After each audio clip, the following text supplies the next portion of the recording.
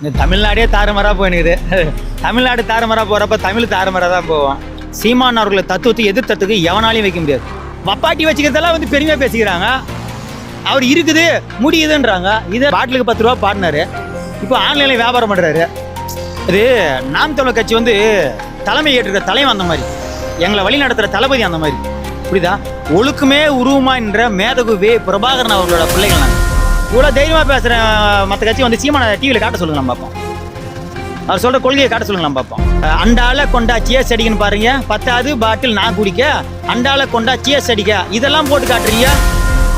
தமிழ் தாய் வாழ்க, தலைவர் பிரபாகரன் வாழ்க அப்படின்றத போட்டு காட்டுங்க, நம்ம பார்ப்போம். இப்போ தமிழ்நாட்டினோட முதல்வர் விஜய் அவர்கள் தமிழ்நாட்டோட பெருமையை பற்றி பேசுறதுக்கே பேப்பரை பார்த்து பேசுகிறாரு. எப்படி நான் பார்க்குறீங்க நீங்கள்? தமிழ்நாட்டை பற்றி அவர் எதனா தெரிஞ்சால் தானே இப்போ மனசுலேருந்து பேசுவார். சட்டியில் இருந்தால் அகப்பையில் வரும், சட்டியில்னா அகப்பையில் எப்படி வரும்? ஆனால் அவர் தமிழ்நாட்டை பற்றியும் தமிழ்நாட்டு மக்களோட நலனை பற்றியும் தமிழ் சார்ந்த விஷயத்தை பற்றி அவர் எதுவும் தெரியாது. ஒன்லி ஸ்கிரிப்ட் பேப்பர் தான். ஸ்கிரிப்ட் பேப்பரில் என்ன ஆகுது அப்படியே வாசிச்சிருவார் அவர். அதனால் வந்து அது வேஸ்ட்டு. நீங்கள் அது பெருசாக எடுத்துக்கவே கூடாது. அது அவருக்கு தெரியாது, எதுவும் தெரியாது. அதனால் வந்து எழுதி தராங்க, படிக்கிறார், அவ்வளோதான். இப்போது தாவேக்காவோட பெண் அமைச்சர் ஒருத்தர் வணக்கம் சொல்கிறதுக்கு மன்மத வணக்கம் சொல்லியிருக்காங்க. தமிழே தாறுமாறாக போகுது. நான் இது எப்படி நான் பார்க்குறீங்க? இந்த தமிழ்நாடே தாறுமாறாக போயினுக்குது. தமிழ்நாடு தாறுமாறாக போகிறப்ப தமிழ் தாறுமாறாக தான் போவோம். தமிழவே ஒன்றுமே இப்போ தமிழ் மேலே ஒரு ஆர்வமே இல்லாதவங்ககிட்ட நீங்கள் தமிழ்நாட்டில் அதிகாரத்தை கொடுத்து போட்டு எப்படி? அப்படி தான் ஒரு மரியா வில்சன் அவர் பேசுகிற அமைச்சர். அவர் வந்து ஆங்கிலத்தை தூக்கி பெருமையாக பேசுகிறாரு. தமிழ் திரு நாடு தன்னை பெற்ற தாயனை கும்புரடி பாப்பான்னு சொல்லிட்டு போகிறான் ஒருத்தன். சொல்லுங்கள், அன்புக்கு உண்டோ அடிக்கும் தாள்னு சொல்கிறான் இன்னொருத்தன். எல்லாம் தமிழில் தான் சொன்னான். ஆனால் இங்கே வந்து தமிழை முன்னுரிமைப்படுத்தாமல் அண்ணனியை கட்டையால் அடிச்சவங்க வந்து அன்பை போதிக்கிறாங்க சட்டசபையில். இதெல்லாம் வெக்கி தலைகுனிய வேண்டிய விஷயம், கேவலமான விஷயம். அதாவது தமிழை எப்போ அழிய போகிறான்? காரணம், தமிழ் அழிகிறப்ப தமிழ்னும் அழிவான். தமிழை அழிய ஆரம்பிச்சிட்டா தமிழும் அழிய ஆரம்பிச்சிச்சு. அது மீட்டு உருவாக்கம் செய்ய வேண்டியது நம்ம வேலை. தமிழை மீட்டு உருவாக்கம் செய்ய வந்த ஒரு இயக்கம் தான் நாம் தமிழர் கட்சி. அது கட்சியாக மாறி இப்போ மக்களுக்கு போராடிட்டு இருக்கு. பார்ப்போம், கண்டிப்பாக ஒரு நாள் மாறும். மறுபடியும் இந்த தமிழ் வந்து உலகத்தை ஆளும் நம்புகிறேன். இப்போ நாம் தமிழர் கட்சின்னு சொல்கிறீங்க. இந்த நாம் தமிழர் கட்சியோட சீமான் அவர்கள் இருக்காருங்கள, தலைமை ஒருங்கிணைப்பாளர், அவரை சமூக வலைத்தளம் ரொம்ப ஆபாச பேச்சு, ரொம்ப கலாய்ச்சி போடுறாங்களே, இதெல்லாம் எப்படி நான் பார்க்குறீங்க? அதாவது சீமான் அவர்களை தத்துவத்தை எதிர்த்தத்துக்கு எவனாலையும் வைக்க முடியாது. திட்ட முடியும். இப்போ நீங்கள் கேட்குற கேள்வினா பதில் சொல்ல முடியும். ஆனால் என்னை திட்டினா அதுக்கு பதில் நான் உங்களுக்கு திட்ட முடியுமா? கடந்து போயிடணும். திட்டி அதாவது திருட்டு பயல்களுக்கு திட்ட தான் தெரியுமே தவிர்த்து கருத்துக்களுக்கு பதில் சொல்ல தெரியாது. பள்ளிக்கூடத்தில் வாத்தியார் கேள்வி கேட்டால் பையன் மாணவன் பதில் தான் சொல்லணும். அதுதான் முறை. வாத்தியார் கேள்வி கேட்கறன்னு சொல்லி எழுந்து அசிங்கசியமாக திட்ட முடியுமா? அவர் முடியாது. அது அநாகரிகமான செயல். அது மாதிரி கேள்விக்கு பதில் தெரியாதவங்க திட்ட தான் செய்கிறாங்க. அவங்களுக்கு தெரிஞ்சு திட்டுறது, எங்களுக்கு தெரிஞ்ச மக்களுக்கு போராடுறது. அதனால் அவங்க திட்டுன்னு போகிறாங்க, அவங்களும் சேர்த்து நாங்கள் போராடிட்டு போகிறோம். அவங்க மென்டல் மாதிரி இருக்கான்னு அவங்களுக்கே தெரியல. அதனால் அவங்ககிட்ட போய் நம்ம விளக்கத்தை ஒன்றும் பிரயோஜனம் இல்லை. வப்பாட்டி வச்சுக்கிறதெல்லாம் வந்து பெருமையாக பேசிக்கிறாங்க. அவர் இருக்குது முடியுதுன்றாங்க. இதெல்லாம் வந்து ஒரு சமூக சீர்கேடு. இப்போது தெரு சாராய பாட்டிலுக்கு 10 ரூபா பாடினார், இப்போ ஆன்லைனில் வியாபாரம் பண்ணுறாரு. புரியுதுங்களா? அதனால் வந்து அதிகாரத்துக்கு வரதுக்கு முன்னாடி ஒரு விஷயத்தை எதிர்த்துவிட்டு அதிகாரத்துக்கு வந்தால் அதை திருப்பி நீங்கள் திறந்து விட்றீங்கன்னா அது அதையும் சரின்னு முட்டு கொடுக்குங்க பாருங்க சார். முட்டுங்க தற்கொலைங்க. அதுங்களாம் என்னன்னு சொல்லுவீங்க? மனநலம் பாதிக்கப்பட்டதுன்னு சொல்லுவீங்க. அதெல்லாம் மென்டலி டிஸார்டர்ன்றவாங்களா, அந்த மாதிரி மனநோயாளிங்க.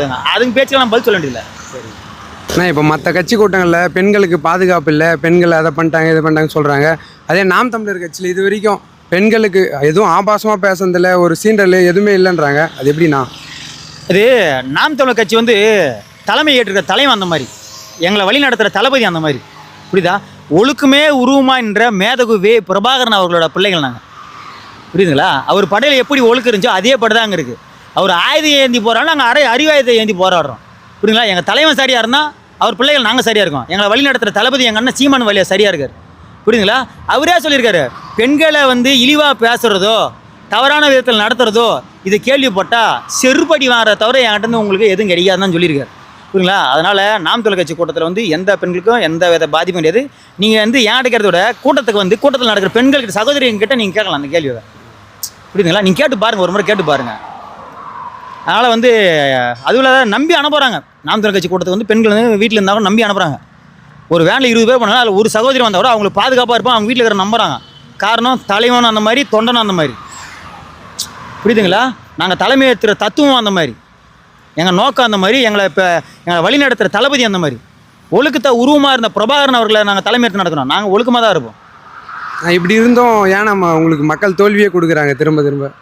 அதாவது பாசிட்டிவ் வந்து அவ்வளோ சீக்கிரம் யாரும் அப்சர்வ் பண்ண மாட்டாங்க, நெகட்டிவாக தான் அப்சர்வ் பண்ணுவாங்க. ஏன்னா நெகட்டிவாகவே சிந்திச்சு அந்த மாதிரியே சிந்திக்க ஆரம்பித்தாங்க மக்கள். பாசிட்டிவ் வந்து ஒரு முறை வந்துச்சுன்னா எந்த நெகட்டிவும் கிட்ட வராது. அது மாதிரி பாசிட்டிவாக இருக்க நாம் தமிழர் கட்சியை அதிகாரத்துக்கு வந்துட்டா அது அதிகாரத்தில் இறக்க யாராலும் முடியாது. அது வந்துருச்சுன்னா நெகட்டிவெல்லாம் போயிட மாட்டதுனால மொத்த நெகட்டிவ் சேர்ந்து நாம் தமிழர் கட்சியை ப்ளேம் பண்ணுது. புரியுதுங்களா? மக்களுக்கு வந்து காட்ட மாட்டுறாங்க. இவ்வளோ தைரியமாக பேசுகிற மற்ற கட்சி வந்து சீமான டிவியில் காட்ட சொல்லுங்கள் பார்ப்போம். அவர் சொல்கிற கொள்கையை காட்ட சொல்லுங்கள் பார்ப்போம். பாட்டிலுக்கு 10 ரூபான்னு பாடுறீங்க, அண்டால கொண்டா சியர்ஸ் அடிக்கன்னு பாருங்க, 10வது பாட்டில் நான் குடிக்க அண்டால கொண்டா சியர்ஸ் அடிக்க, இதெல்லாம் போட்டு காட்டுறீங்க. தமிழ் தாய் வாழ்க, தலைவர் பிரபாகரன் வாழ்க அப்படின்றத போட்டு காட்டுங்களாம் பார்ப்போம். இப்போது சீமான் அவர்களை ஊடகங்களில் காட்டுறதுக்கு என்ன காரணம் இருக்கும்? பயம் ஒன்று. அந்த ஊடகத்தோட உரிமையாட்களர் வந்து மக்களுக்கு வந்து நல்ல சேவையை செய்யணும்னு நினைக்கல. பணம் சம்பாதி இந்த முன்ன ஊடகமெல்லாம் வந்து தன்னோட கருத்துக்களை மக்களுக்கு தெரிவிக்க தான். இப்போ என்ன பண்ணுறான், பணம் யார் அதிகமாக பணம் தரானோ அவங்களுக்கு ஆதரவாக டிவி சேனல் மொத்த சீமானி. நான் ஒரே ஒரு கேள்வி கேட்குறேன், இந்த காணொலியை பார்க்குற நண்பர்கள் ஒரு கேள்வி கேட்குறேன். 3600 கோடி ஒரு வருஷத்துக்கு தண்ணி வியாபாரம் ஆகுது. 3600 கோடி. இந்தியா முழுக்க 35 லட்சம் கோடி வியாபாரம் ஆகுது தண்ணி ஒரு வருஷத்துக்கு. தண்ணியை இலவசமாக கொடுத்துட்டா இதை பார்த்து மற்ற ஸ்டேட்டுக்கு இலவசமாக கொடுப்பான். கல்வியை குவாலிட்டியை இலவசமாக கொடுத்துட்டா மற்ற ஸ்டேட்டுக்கு கொடுக்க ஆரம்பிச்சிருவான். மருத்துவத்தை உலக தரத்துக்கு உயர்த்தி கொடுத்துட்டான்னா எவ்வளோ ப்ரைவேட் ஹாஸ்பிட்டலுக்கு போக மாட்டான். அப்போ தன்னால் அதை படுத்துக்கும். மொத்தமே சீமான் செய்கிற அரசியல் வந்து கார்பரேட் நிறுவனம். அந்த அரசியலை எதிர்த்து தான் அவர் அரசியலே பண்ணுறாரு. அவ்வளோ சீக்கிரம் அவர் வரைக்கு விட மாட்டாங்க. ஆனால் வந்துட்டால் கண்டிப்பாக சீமான ஆட்சி அதிகாரத்தில் இறக்கிறது ரொம்ப கஷ்டம். ஏன்னா இப்போ கர்நாடகாவில் மேகதாது அணை கட்ட போகிறதா சொல்லிட்டு இருக்காங்க. விஜய் அவர்கள் என்ன சொல்கிறாங்கன்னா பேசி பார்க்கலான்னு சொல்கிறாரு. அதே சீமான் அவர்கள் ஆட்சியில் இருந்தால் என்ன பண்ணியிருப்பாருண்ணா? விஜய் அவர்கள் வந்து பேசி பார்க்கலான்றது வந்து நான் அதை ஏற்றுக்கலை. மேகதாதுல அணை கட்டணும் கட்டக்கூடாது, இந்த ஒரே கேள்வி தான். புரியுதுங்களா? இந்த இடத்துல அண்ணன் சீமானா இருந்தால் கர்நாடகாவில் வந்து மேகதாதுல அணை கட்ட போகிறேன்னு கர்நாடகர்கள் சொன்னால் அன்றைக்கி நைட்லேருந்து இருட்டில் தான் இருக்கணும் அவங்க. ஏன்னா அவங்க வெளிச்சத்தில் வாழ்கிறது என்னோட அழிவு. புரியுதா? எங்களை அழிச்சிக்கிட்டு தான் அவங்களுக்கு மின்சாரத்தை நாங்கள் கொடுத்துட்ருக்கோம். நீ கட்டணும்னு நினச்சா அங்கே நைட்டு பூரா நீ இருட்டில் கிடக்கணும். மேகதாதுல அணை கட்ட போகிறேன் அப்படின்னு சீமான் ஆட்சியில் இருக்கிறப்ப அவங்க சொன்னாங்கன்னா புடுங்கா பியூசன்ட்டுப்போம். ஏன்னா இப்போ அது சென்ட்ரல் கவர்மெண்ட்டுன்னு சொல்கிறாங்க, அது எப்படி ஸ்டேட் கவர்மெண்ட்னால் புடுங்க முடியும்? அது சென்ட்ரல் கவர்மெண்ட்டில் இருக்குது தான், புரியுதுங்களா? ஆனால் இருக்கிற இடம் யார்? இது ஸ்டேட் கவர்மெண்ட்டு. ஐயா சிங்கம் பட சூர்யாவில் சொல்கிறாங்களே, மொத்தம் 6 பேர் தாண்டா சென்ட்ரல் கவர்மெண்ட்டு, மொத்தம் தமிழ்நாடுமே ஸ்டேட் கவர்மெண்ட்டுன்ற மாதிரி கண்டிப்பாக நாங்கள் ஃபியூஸை பிடிங்கிட்டு இருப்போம். அதனால் வந்து பிரச்சனை இல்லை. நான் என்ன கேட்குறேன், இதே சென்ட்ரல் கவர்மெண்ட் தான் சொல்லுது காவிரியில் தண்ணி கொடுன்னு. கர்நாடகர்கள் கேட்டுட்டாங்களா? நீதிமன்ற தீர்ப்பு சொல்லியிருக்கு, அப்பாவி தமிழர்களுக்கு வந்து தண்ணி கொடுன்னு சொல்லியிருக்கு. விட்டாங்களா? இல்லை. அதே கேள்வி கேட்காத சென்ட்ரல் கவர்மெண்ட் இதை ஏன் கேள்வி கேட்க வரணும் ஒரு கேள்வி எழுப்புனாங்க. புரியுதுங்களா? இந்த கேள்வி கேட்க வர சென்ட்ரல் கவர்மெண்ட் நீங்கள் அதையும் கேட்கணும். கேள்வி எழுப்புறதுக்கு ஒரு நல்ல சரியான தைரியமான ஆள் இல்லை சட்டசபையில். அதான் பிரச்சனை. எல்லாம் பண்ணி கொள்ளை அடித்து கருப்பு பணம் பிளாக் டிக்கெட் விற்று பணத்தை சேர்த்து வச்சுன்னு மாட்டின்னு உக்காந்துக்கிறாங்க. ஏதாச்சும் வாயை விட்டாங்கன்னா பியூஸை பிடிங்கிடுவாங்க, பதிவு ரைடு விட்டு தூக்கி உள்ளே உட்கார வச்சுருவாங்க. அந்த பயத்தில் தான் பேச மாட்டாங்க. அதெல்லாம் ஒரு நேர்மையாளனால தவிர்த்து வேறு யாராலையும் பேச முடியாது. அந்த ரூட் மாஃபியான்னு ஒன்று இருக்குன்னு சொல்கிறாங்க. அந்த ரூட் மாஃபியானா என்ன? இந்த தேர்தல் காலத்தில் இந்த ரூட் மாஃபியாவோட வேலை என்ன? அதை பற்றி உங்களுக்கு கருத்து? ரூட் மாஃபியான்றது வந்து பார்த்திங்கன்னா ஒரு தனிப்பட்ட ஒரு டீம். இதை வந்து டிவிகேல வந்து வச்சு இதை வந்து இந்த எலெக்ஷனுக்கு பயன்படுத்தினாங்க. அவங்களோட வேலை என்னென்னா பல லட்சக்கான ஃபேஸ்புக்கு, வாட்ஸ்அப்பு, ட்விட்டர் அக்கௌண்ட்டை ஓப்பன் பண்ணி தப்பான விஷயத்தை வந்து செய்யாத விஷயத்தை சரி பண்ணுறது, உளவியெல்லாம் மக்களை மாற்றுறது. புரியுதுங்களா? இவர் வந்தால் மாறி. இப்போ போன முறை வந்து ஐயா ஸ்டாலின் எப்படி ஆட்சியில் வந்தார்? விடியலாச்சின்னு சொன்னாங்க. ஓகேங்களா? முடியட்டும்னு அது மாதிரி பார்க்குற இடத்துல அப்படி வச்சு மக்களை மைண்ட் செட் பண்ணுறாங்க. மக்களோட மனநிலை எப்படி வந்து ஒரு தண்ணி மீறி வந்து ஒரு இவர் தான் வந்தால் சரின்ற ஒரு மாயபிம்பத்தை உருவாக்குறாங்க. அதுதான் இந்த ரூட் மாஃபியா செய்யுது. தேர்தலில் வந்து சீமான் அவர்கள் வந்து விஜயை தாக்கி பேசுனது, கருத்து தெரிவித்தது சும்மா ஒரு கொஞ்ச நேரம் தான். 1.5 மணி நேரம் பேசினா ஒரு 5 நிமிஷம் தான் பேசியிருப்பார். ஆனால் இந்த ரூட் மாஃபியா என்ன பண்ணுச்சு, 5 நிமிஷம் மட்டும் பேசுனது எடுத்து ஹைலைட் பண்ணி காட்டுச்சு. இது 1 மணி நேரத்துக்கு மேலே பேசினா ஐயா ஸ்டாலினை பற்றி திட்டி பேசுனது, டிஎம்கே விமர்சனம் பேசுனதை காட்டவே இல்லை. ஆனால் எல்லாம் என்ன சொல்லிட்டாங்க, சீமான் வந்து டிஎம்கே பேசினார், இப்போ விஜய் மட்டும் தான் பேசுகிற ஒரு மாயத்தோட்டத்தை உருவாக்கிட்டாங்க. காரணம் சீமான் வந்து விஜய் அவர்களை பேசின மட்டும்தான் எடுத்து காட்டுறானே தவிர்த்து ஐயா ஸ்டாலின் அவர்களை பற்றி பேச காட்டவே இல்லை. இந்த மாதிரி திருட்டுத்தனை தான் அந்த ரூட் மாஃபியா பண்ணிகிட்ருக்கு.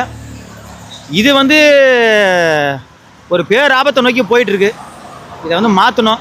மக்கள் வந்து சுயமாக சிந்திக்கிறாங்களோ, என்றைக்கு சீரியல் பைத்தியங்கள் இல்லாமல் போகுதோ, என்றைக்கு ரீல்ஸ் பைத்தியங்கள் இல்லாமல் போகுதோ, என்றைக்கோ வைப்பு அந்த பைத்தியங்கள் இல்லாமல் போதோ, இதுங்களாம் திருந்துதோ, அன்றைக்கி மக்கள் சிந்திப்பாங்க. சாராய பைத்தியங்கள் என்றைக்கு இல்லாமல் போகுதோ அன்றைக்கி மக்கள் சிந்திப்பாங்க.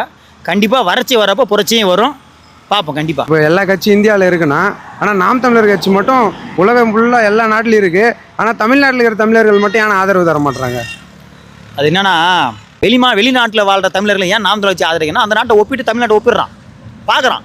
ஏடா நம்ம கவர்மெண்ட் இங்கே வெளிநாட்டில் வந்து அரசு ஆஸ்பத்திரி இப்படி இருக்குது, தமிழ்நாட்டில் இப்படி இருந்துச்சு கேவலமானு கம்பேர் பண்ணுறான். அப்போ இது எதுக்காக எந்த அரசியல் எடுத்துகிட்டு போனால் சரியாக இருந்தால் இந்த சீமான் மட்டும் தான் இந்த மாதிரி தெளிவாக சொல்கிறாப்ல அப்படின்னு அவன் நாம் தமிழர் சப்போர்ட் பண்ணுறான். நீங்களும் போய் பாருங்கள், உங்களுக்கு புரியும். மதுவெல்லாம் ஒழிச்சிடுன்னு சொல்கிறாங்க, ஒழிச்சிட்டாங்களா இல்லையா? ஆமாங்க, ஒழிச்சிட்டாங்க. எப்படி ஒழிச்சாங்கன்னா, வரிசையில் கியூவில் நின்று குடிச்சிருந்தாங்கல்ல, இப்போ யாரும் சரியாக போகிறதில்ல. ஏன்னா வீட்டில் உட்காந்து ஆன்லைனில் ஆர்டர் பண்ணி குடிக்கிறாங்களே, அதனால் அப்படி தான் இருக்குது. ஒழிச்சிட்டு அந்த மாதிரி தான் ஒழிச்சாங்களே தவிர்த்து முழுதுமாக ஒழிக்கலை. நீங்கள் ஒழிக்கணுன்னா என்ன பண்ணிக்கணும், ஒரு நேர்மையான ஆளாக இருந்தால் திரைப்படத்தில் நடிச்சிங்களே அப்போ இதே ஒழிச்சிருக்கணும். 10வது பாட்டில் நான் குடிக்க அண்டால கொண்டா டிஎஸ் அடிக்கணும் பாடினீங்களே, அதில் பாடி இருக்கக்கூடாது, புரியுதுங்களா? விடிய அப்படின்றப்பெல்லாம் பண்ணிடக்கூடாது. நீங்களாம் அதை பார்த்து எத்தனை சின்ன பசங்க கெட்டு போய்க்கிறாங்க தெரியுமா? காலரில் பேக்கெட் வச்சு சிகரெட்டை அப்படி இழுத்தீங்களே, அப்போல்லாம் தெரியலையா? எல்லாம் வந்து சும்மாங்க ஒரு பேச்சுக்கு நான் பண்ணிட்டேன், அதை பண்ணிட்டேன், நான் வந்துட்டேன், இது செஞ்சுட்டு அதை கிழிச்சிட்டேன்றது தான். அதெல்லாம் சும்மா கதை, அதெல்லாம் பொய். அதாவது கொடுத்த வாக்குறுதியை நிறைவேற்ற முடியாது, புரியுதுங்களா? அதை நிறைவேற்றின மாதிரி ஒரு மாயத்தோடு தான் உருவாக்குறாங்க ரூட் மாப்பியான்ற கும்பலை வச்சு. அதுதான் நடந்துன்னு தவிர்த்து இது வந்து ரீல்ஸ் ஆச்சு இல்லையா, ரியல் ஆச்சு கிடையாது. அதனால் ரீல்ஸில் எடுத்து சொல்லின்னு போங்க. நீங்கள் லைவாக போய் பாருங்கள்.